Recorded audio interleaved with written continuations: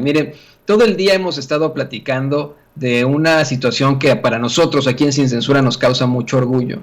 Nuestro compañero, nuestro amigo, un verdadero periodista, un gran periodista, el gran periodista de a pie, Jesús Lemus, estará presentando esta noche, a las 8 de la noche, para la redundancia, su libro, Jaque a Peña Nieto y su imperio de corrupción. Y yo me siento muy, muy feliz de que Jesús, mi cuate Jesús, mi colega periodista, haya aceptado pues acercarse a este espacio para compartirnos un extracto de su libro.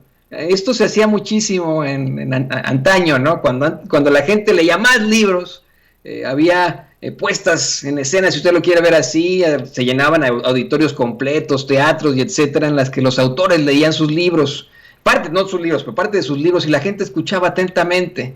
Y mire, le digo, esta admiración que tenemos y agradecimiento que tenemos por Jesús Lemus no es de a nada. Es un hombre que estamos convencidos pasará vamos, a la historia del periodismo en México. Estamos convencidos de eso. Un día leeremos de él e incluso podríamos, yo creo que un buen director podría hacer una excelente película sobre su vida. Usted lo sabe perfectamente, es un periodista que se ha enfrentado a muchísimas cosas por llevarle a usted la verdad con justicia, por buscar durante el sexenio de Felipe Calderón hablarle a usted sobre esos vínculos que tenía precisamente la hermana de Felipe Calderón con el narcotráfico en Michoacán, o bien las andanzas de Genaro García Luna también con el narcotráfico, vamos, siendo secretario de Seguridad Pública, fue puesto en prisión injustamente, le fabricaron un delito y fue torturado no por los reclusos, sino por las autoridades que lo golpearon durante mucho tiempo en el aislamiento solitario.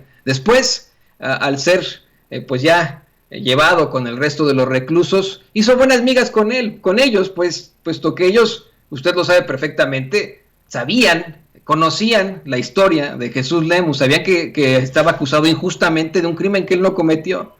Y como todo un periodista que es, consiguió pues platicar con ellos, investigar, hablar con los principales líderes del crimen organizado que se encontraban en esa prisión, tal vez una de las más cruentas que existieron en México, ya no existe, Puente Grande, y hablar con ellos, hacer más investigaciones periodísticas en la prisión. No solo eso, se ganó el corazón de sus compañeros reclusos al escribir poemas para sus parejas sentimentales. Le digo, es una historia casi de película y a mí me da mucho gusto en estos momentos saludar y darle la bienvenida a mi amigo Jesús Lemus. Jesús, bienvenido a Vámonos en Chinga con Toño Ruiz de Sin Censura. Gracias, te saludo con mucho gusto, mi querido Toño, bien agradecido por esta posibilidad de acercarme pues a nuestra audiencia de Sin Censura para poder platicarles un poquito acerca de este nuevo libro que estoy pues promocionando, que estoy sacando a la luz pública con el apoyo de la editorial HarperCollins y con el apoyo, por supuesto, de mi amigo el editor Edgar Kraus, que bueno, le estamos llevando a la gente este libro de Jaque a Peña Nieto y su imperio de corrupción, pues para que se vaya dando también una idea de qué es, porque no nos han dicho todo, no se ha contado toda la historia realmente que hay detrás de la corrupción de este personaje. Y pues agradezco mucho la posibilidad, Toño, a ti, a Ceci, a Vicente, a David, por supuesto, a todo el equipo que trabaja en Sin Censura, que me den este espacio para poder estar más en contacto pues con nuestros lectores. Y mira, Jesús, aquí en Sin Censura, ya te lo había comentado, pero a lo mejor el público no había escuchado esto. Aquí en Sin Censura, Vicente Serrano y yo, desde hace mucho tiempo, desde que estaba ese sexenio infernal de Enrique Peña Nieto, documentábamos una serie de investigaciones periodísticas de varios medios independientes, en los que se hablaban de las irregularidades en ese sexenio infernal, todavía cuando existía, desde la estafa maestra hasta los gastos espantosos y absurdos en los viajes de Peña Nieto, las situaciones verdaderamente comprometedoras en cuanto a ciertos secretarios o funcionarios muy cercanos a él, etcétera, etcétera, etcétera, etcétera, su familia, etcétera. Y siempre pensábamos, ¿quién podrá hacer un compendio de este tipo de cosas? Y bueno, tú ya nos estás presentando este libro, Jaque a Peña Nieto y su imperio de corrupción. ¿Qué te parece que nos lees un extracto de tu libro para que la gente pues, se quede picada y agarre su teléfono para pedirlo o vaya a las librerías a buscar Jaque a Peña Nieto y su imperio de corrupción?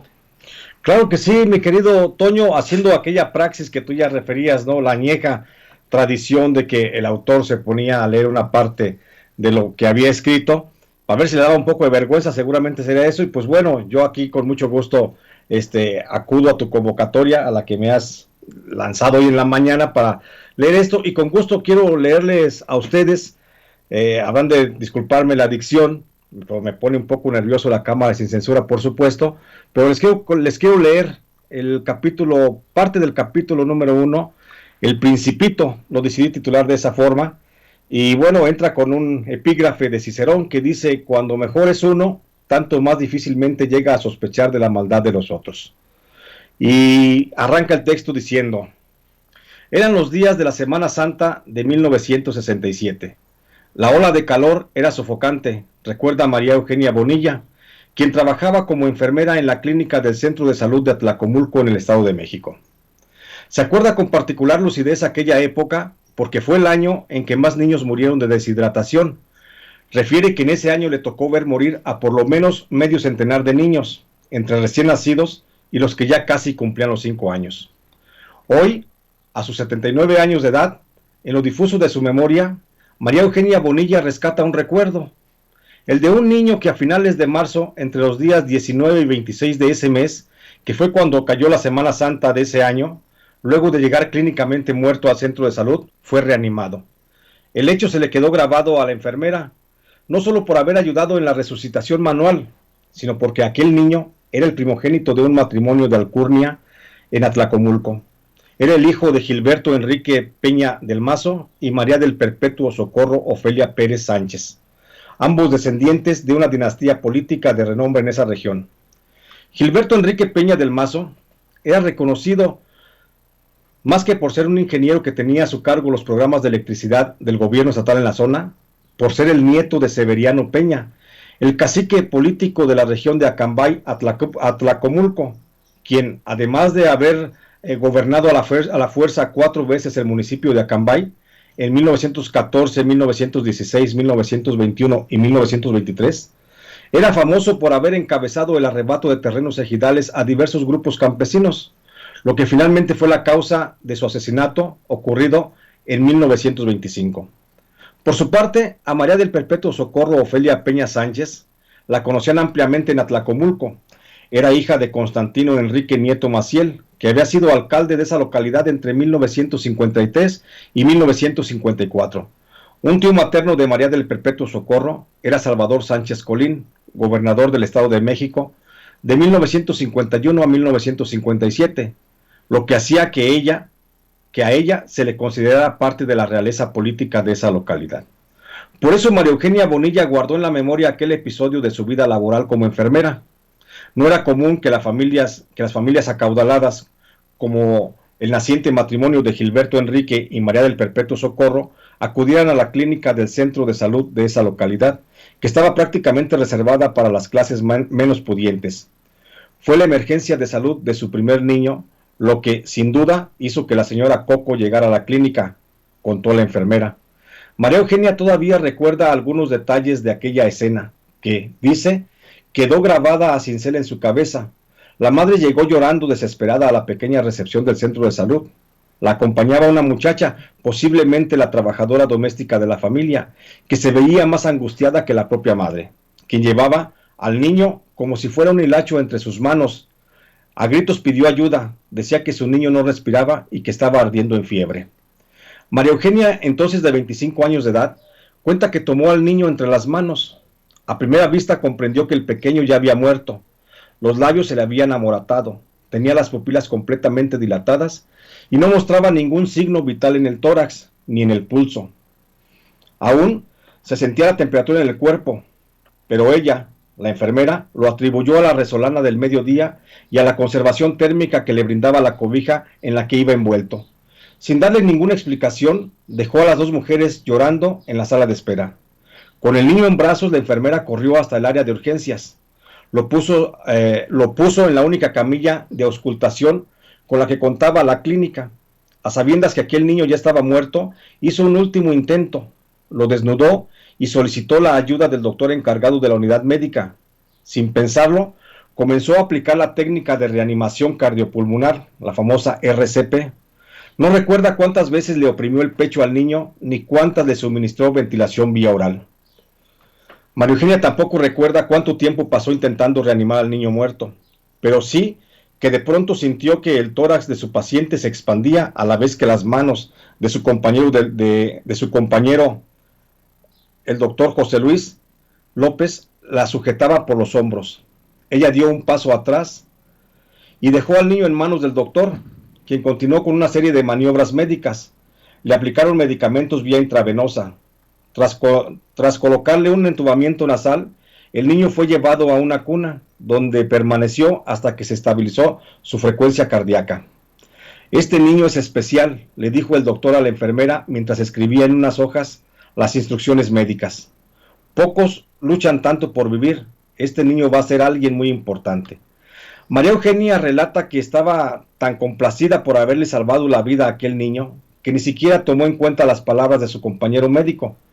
Se limitó a asentir con la cabeza mientras cubría al niño con una sábana para que mantuviera el calor corporal. Lo canalizó con una solución salina y salió a dar la buena noticia a las dos afligidas mujeres que se mantenían abrazadas en la sala de espera. La enfermera se dirigió por su nombre a la madre del niño. La conocía porque aquella mujer, además de garbosa, para nadie pasaba inadvertida por su linaje político. Le informó que el niño se mantenía estable, pero que aquella clínica no contaba con los recursos suficientes para asegurarle una buena condición de salud.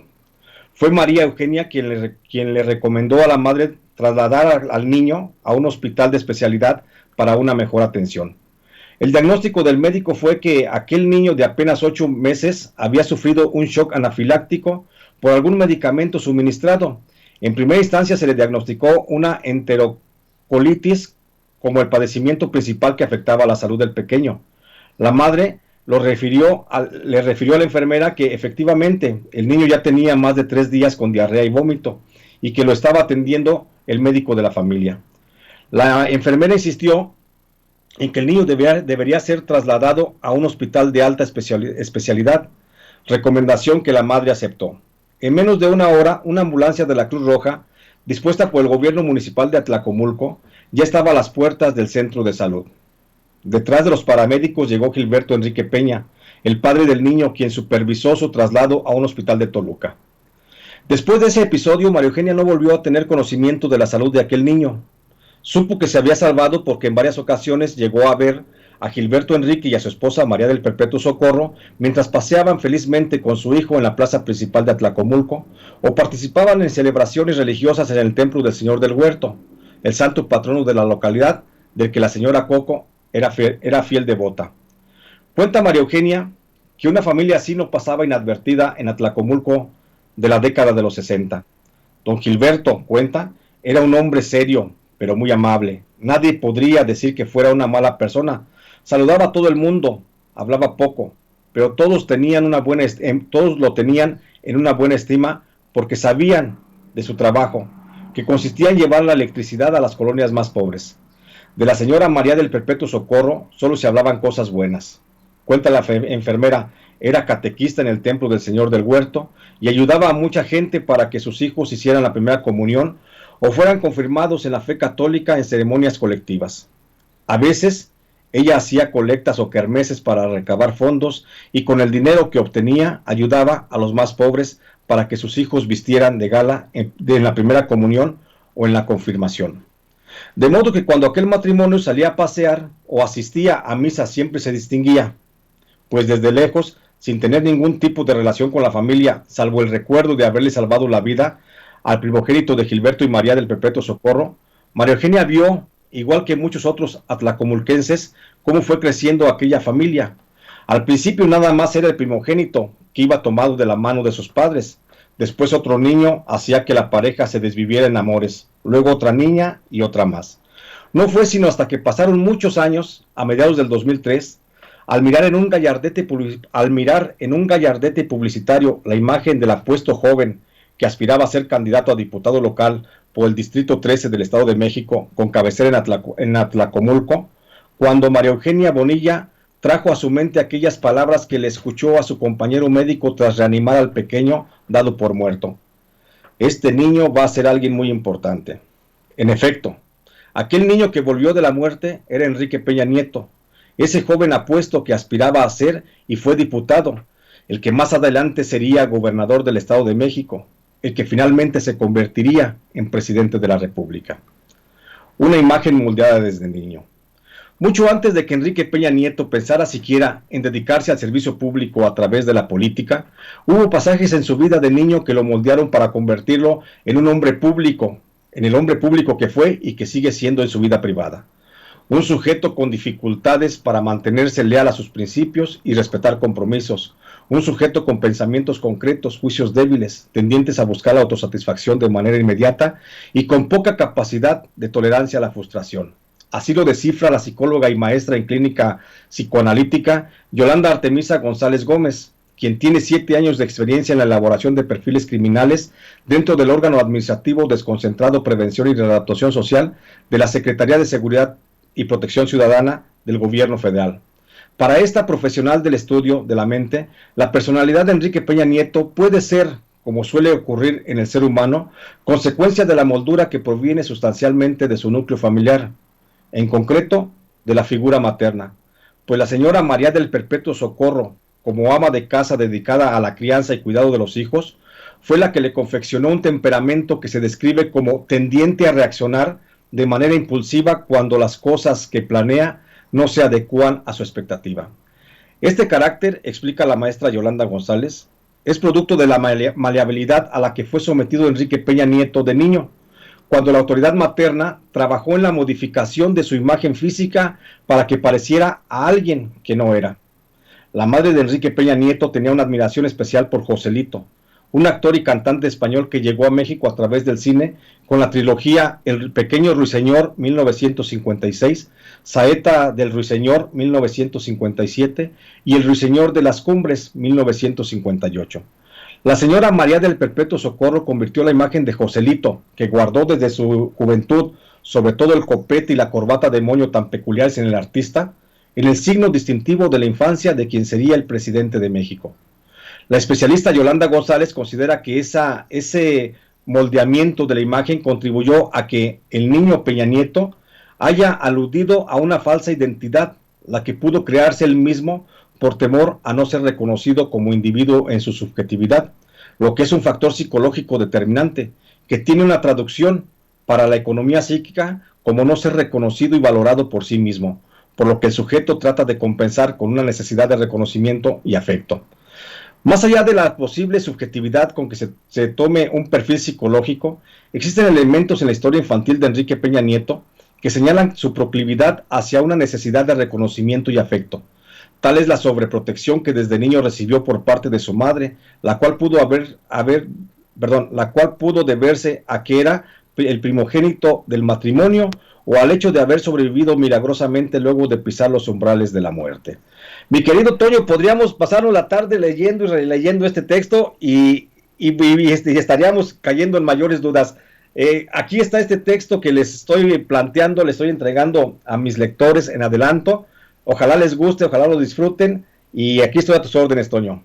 Qué barbaridad, Jesús, qué cosas que nos acabas de revelar, el nacimiento de Peña Nieto, cómo regresó de la muerte, como bien dices, de una muerte prematura, siendo un bebecito, un bebito, nosotros decimos eso. Vaya qué fuertes declaraciones, declaraciones que tienen que ver con sus maestros. La personalidad de Enrique Peña Nieto, que pues, regresó de la muerte para... en su interior, y aquí como lo señalo más adelante, estaba convencido que su regreso de la muerte había sido para ser el mejor presidente de México, y hoy tenemos aquí las consecuencias, mi querido Toño. Así es, qué situación tan dura. No, obviamente nos quedamos picados, estoy leyendo el chat ante tantas declaraciones, que esta investigación a fondo, imagínese usted, vamos a conocer exactamente el perfil de Enrique Peña Nieto desde su nacimiento. Jesús Lemus, el periodista y escritor Jesús Lemus, se fue a investigar lo más profundo de este personaje que construye, más bien destruye lo que quedaba de México, hace este imperio, como él bien lo plantea, un imperio de corrupción que termina en una verdadera destrucción para México, en un sexenio infernal para todos los mexicanos, tal vez el más corrupto de todos, tal vez el más... el peor presidente que hemos tenido en toda la historia, peor que un Antonio López de Santana, peor que un Porfirio Díaz, peor que un Gustavo Díaz Ordaz, que un Victoriano Huerta. Ese es Enrique Peña Nieto, y nuestro queridísimo Jesús Lemus lo retrata de pe a pa desde su nacimiento. Jesús, no nos perdemos esta noche a las 8 la presentación de tu libro aquí en Sin Censura. Muchas gracias, mi querido Toño, los espero. Ya lo dijiste tú hace un momento, por supuesto volvemos a invitar a la gente para que nos acompañen hoy a las 8 de la noche en Sin Censura Nocturna con nuestro querido Vicente Serrano, con nuestra querida Meme Yamel, con nuestro editor querido también Edgar Kraus, y bueno, su charro negro. Aquí estaremos platicándoles acerca de lo que es este libro de Jaque a Peña Nieto y su imperio de la corrupción, que bajo el sello de HarperCollins, bueno, ya está en todas las librerías. Gracias, mi querido Toño. No nos lo perdemos. Yo seguramente lo primero que tengo que hacer, mi esposa y yo estamos buscando conseguirlo aquí en los Estados Unidos. Me preguntan mucho eso, Jesús. ¿Cómo se consigue aquí en los Estados Unidos el libro? Sí, fíjate, Toño, que hemos tenido algunos problemas para entrar justamente al mercado de Estados Unidos. Inicialmente decíamos que Amazon lo estaba vendiendo, pero había que entrar a la plataforma de Amazon México. Pero sin mayor problema, si no puede entrar a la plataforma de Amazon México, hay otras alternativas que la gente de Estados Unidos puede acceder para comprarlo. Tales, por ejemplo, ingresando a la página de Librerías Hidalgo, y es www.libreriashidalgo.com, y a través de ese portal, en esa página, pueden pedir su libro. Se los hacen llegar a través de Federal Express hasta la puerta de su casa en un lapso de menos de 48 horas. Entonces es una buena alternativa entrar a la página www.libreriashidalgo.com, y ahí van a encontrar la posibilidad de comprar el libro en línea desde Estados Unidos. Lo compran, se les hace llegar a través de la Librerías Hidalgo en México. Enhorabuena, Jesús Lemus, qué orgullo, y muchas gracias aquí públicamente. Quiero decir muchas gracias por dedicarnos a los miembros de este equipo tu libro. Yo lo digo una y otra vez, yo siempre me he sentido de esa forma, y así creo que debemos muchos pensar, ¿no? Yo me siento como una hormiguita, como un granito de arena frente a astros como Canis Majoris, ¿no? Que es millones de veces más grandes que nuestro Sol, pero creo que esto a mí me hace sentir muy, muy orgulloso. No tengo palabras para expresarlo. Te quiero agradecer públicamente que me hayas dedicado junto con varios miembros de este equipo de Sin Censura este libro. Muchas gracias. Enhorabuena por tu último libro, y que vengan muchísimos más. Felicidades. Gracias, mi querido Toño. Y si me permites, pues déjame hacer pública la dedicatoria, ¿no? De que les plasmo en este libro justamente a ti, a Ceci y a Vicente. Y aquí escribí: a Ceci A. Vega, Vicente Serrano y J. Antonio Ruiz, periodistas hermanos, porque sin su ejemplo y apoyo, este libro no habría sido posible. Muchas gracias por tu ejemplo y por tu apoyo, mi querido Toño. Un abrazo. No, gracias a ti. Me siento muy, muy honrado. Y creo que esto también pues representa a todo el público consentidor de Sin Censura. Gracias, Jesús. Gracias por estar aquí con nosotros. Hasta luego, bye. No se pierda esta noche, 8 de la noche, ahí, en Sin Censura Nocturno, Sin Censura TV, Sin Censura Media. Ahí estaremos completamente en vivo en la presentación del libro de nuestro queridísimo Jesús Lemus. Usted lo sabe perfectamente, Jaque a Peña Nieto y su imperio de corrupción. Un análisis, una radiografía desde que nació Enrique Peña Nieto. Ya lo escuchó usted hace unos momentos. Yo me quedé picado, no sé usted, pero no me lo voy a perder para nada.